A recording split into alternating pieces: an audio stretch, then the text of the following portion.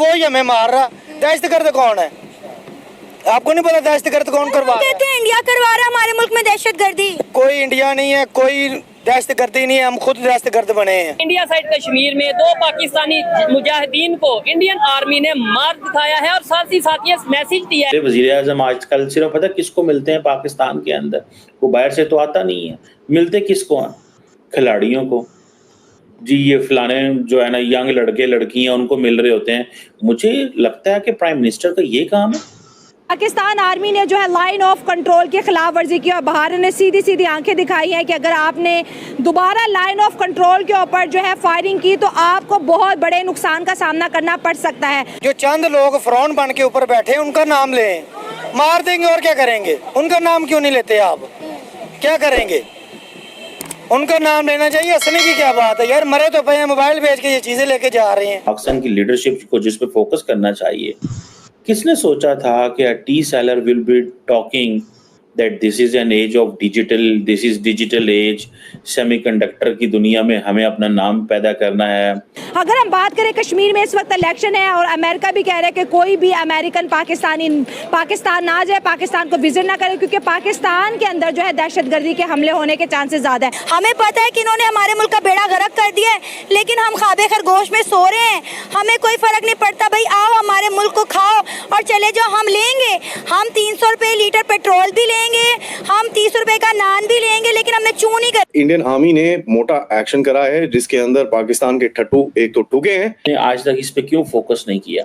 अब देखें, एक तरफ ये है, दूसरी तरफ इंडिया जो है वो ब्रिक्स को NSA नेशनल सिक्योरिटी एडवाइजर्स की जो मीटिंग हो रही है इस वक्त सेंट पीटर्सबर्ग, वहां पे बैठा हुआ है। और ये 4 हार्डकोर पाकिस्तान के JEM के टेररिस्ट थे जहां पर इनको ठोका गया उधमपुर रीजन के। ऐसा मालूम होता है कि हमें ये जो पाकिस्तान है ना, ये इंडिया के साथ ही होना चाहिए था। यकीन जाने अब इधर पाकिस्तान रहने को दिल नहीं कर रहा है। सीखना भी चाहिए कि उनकी तरक्की का राज क्या है, हम किस तरह उनसे आगे जा सकते हैं। शॉर्टकट से नहीं, जिस तरीके से उन्होंने मेहनत की उस तरीके से जा। के लोग देखो और उनके लोग क्यों तरक्की कर रहे हैं, डेवलपमेंट क्यों कर रहे हैं। उनके बच्चों में ये ज़हन साजी नहीं होती कि हमारा दुश्मन है पाकिस्तान, उनसे लड़ो, उनसे हमने ये जंगें करनी है। आपको पता है पाकिस्तान का नेशनल सिक्योरिटी एडवाइजर ही कोई नहीं है। हम ट्रस्ट ही नहीं करते एक दूसरे के ऊपर कि हम अपना नेशनल सिक्योरिटी एडवाइजर बना सकें।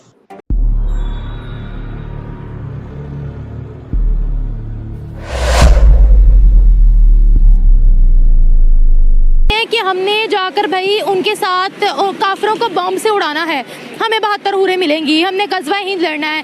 देखिए, कोई और मुस्लिम कंट्री इस तरह से नहीं करती है जैसे हम करते हैं। तो इसमें एक ये फैक्टर भी ऐड हो जाता है कि ये जो हेट एलिमेंट्स हैं वो भी आपस के ताल्लुकात को ख़राब करने में बहुत अहम किरदार अदा करते हैं। बिल्कुल ऐसी बात नहीं करनी चाहिए। अच्छे लोग बुरे लोग हर जगह होते हैं। वहाँ पे भी बहुत ज़्यादा अमन पसंद लोग हैं, यहाँ पे भी बहुत अमन पसंद लोग। कुछ बुरे लोग वहाँ पे हैं जिनको ज़्यादा लोग हाईलाइट करते हैं, लेकिन ये चीज़ें जो हैं ये आज स्पिरिचुअली इनका है वैल्यू, लेकिन अच्छे बुरे लोग हर जगह, उनकी बहुत रिस्पेक्ट है वहाँ पे, यहाँ पे भी बहुत रिस्पेक्ट है और बड़ा प्यार मोहब्बत है आपस में। वो भी एक दूसरे को पसंद करते हैं। जिनका आप कह लें कि माइंडसेट में ठीक नेगेटिव है, वो तो फिर ऐसी बातें करेंगे। बहरहाल ग़ज़वा हिंद वगैरह ये वो अल्लाह बेहतर जाना इस चीज़ का। Thank you sir. पिछले कुछ सालों में जो मैंने जब से होश संभाला या जब से मैं देख रहा हूँ, एक ही चीज़ देख रहा हूँ कि इंडिया और पाकिस्तान के बीच में हमेशा कोई ना कोई छोटी सी बात होती है, वहाँ पे कोई धमाका हो जाता है या कोई भी हमला हो जाता है। बेशक पाकिस्तान ने ना भी किया हुआ हो वो, बट ये है कि वो पाकिस्तान पे इल्ज़ाम लगाते हैं। और पाकिस्तान के अंदर इतने ज़्यादा, जब से मैंने होश संभाला है फ्रॉम 2005 या फिर ऑनवर्ड्स, इतने ज़्यादा टेररिस्ट अटैक्स हुए हैं या जो भी कुछ हुआ है, कभी भी पाकिस्तान ने इंडिया के ऊपर इल्ज़ाम नहीं लगाया। हमेशा से, शुरू से जब से मैंने देखा है कि ये कि पाकिस्तान ने हमेशा से मतलब उस तरह से बात नहीं की जैसे इंडिया बात करता है कि ये बगैर सोचे समझे कि ये पाकिस्तान ने किया। बट हम उससे इख्तिलाफ भी कर सकते हैं, लेकिन हमारे यहाँ पर भी कोई अटैक होता है तो हम डायरेक्ट रॉ की ही साजिश कहते हैं। बलोचिस्तान के अंदर प्रोटेस्ट हो रहे हैं, हम कहते हैं वो रॉ के एजेंट है। हमारे जौहर टाउन में अटैक हुआ, हमने कहा ये रॉ के बंदों ने करवाया। तो देखिए, यहाँ से भी यही चीज़ बोली जाती है।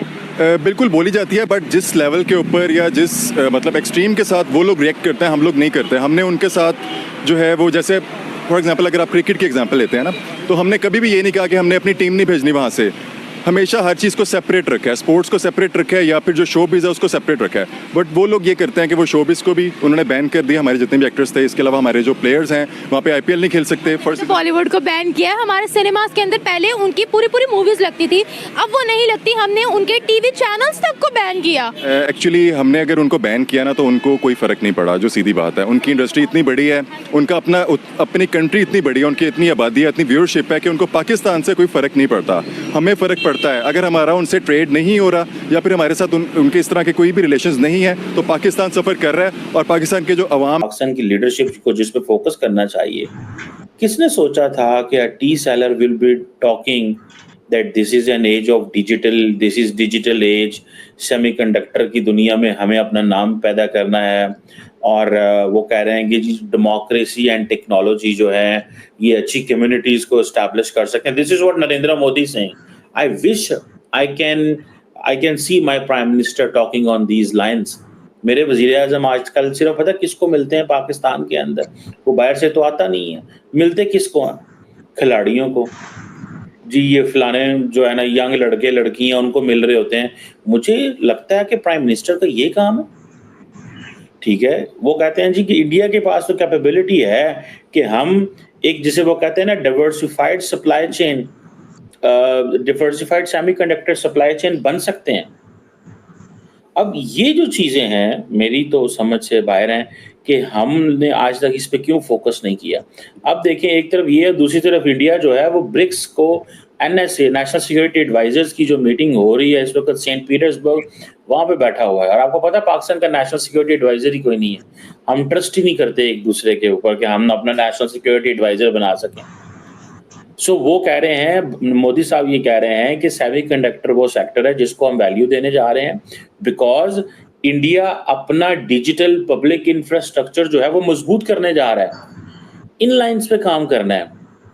सो इसलिए जो सेमीकंडक्टर्स की दुनिया है वहाँ पे जिसे वो कहते हैं ना कि अगले जो कल मैं आपसे बात कर रहा था कि जो डिजिटल कॉरिडोर, जो वर्चुअल कॉरिडोर इंडिया UAE के साथ बना रहा है। क्यों बना रहा है भाई? बिकॉज अमारातीज को समझ आ गई है कि इंडिया जिस लाइन लेंथ पे काम करने जा रहा है, we need to put money in दो सेक्टर्स।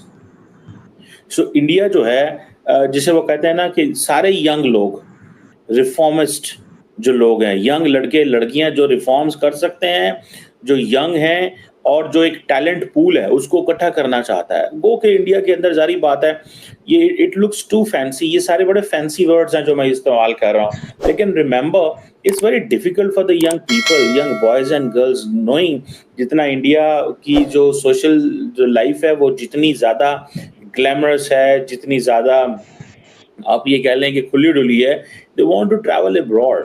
ठीक है, बहरहाल obviously if the private sector involves in this game and they are living with the people and family and friends, किसका दिल करता है अपने मुल्क छोड़ने को? मैं सच्ची बात बताऊं, nobody wants to leave the country. Everyone who is leaving a country he or she is leaving a country for a purpose, and that purpose definitely is कि हमें जैसे तैसे अपने हालात को ठीक करना है।